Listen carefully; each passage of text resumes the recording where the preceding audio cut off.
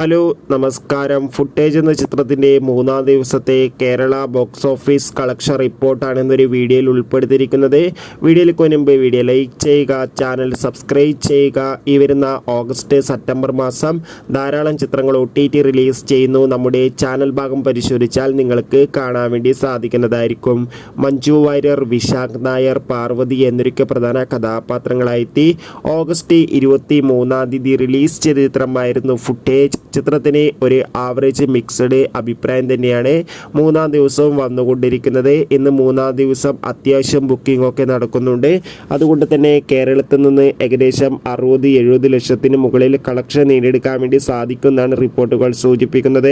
കാത്തിരിക്കാം ഫുട്ടേജ് എന്ന ചിത്രത്തിൻ്റെ കൂടുതൽ ബോക്സ് ഓഫീസ് കളക്ഷൻ റിപ്പോർട്ടിനായി. ചിത്രത്തിന് വേണ്ടി എത്ര പേര് കാത്തിരുന്ന് കമൻറ്റ് ചെയ്യുക. ചിത്രം കണ്ടവരുടെ അഭിപ്രായം കൂടി കമൻറ്റ് ബോക്സിൽ രേഖപ്പെടുത്തൂ. കൂടുതൽ സിനിമാ വാർത്തകൾക്കായി ചാനൽ ഇപ്പോൾ തന്നെ സബ്സ്ക്രൈബ് ചെയ്യുക.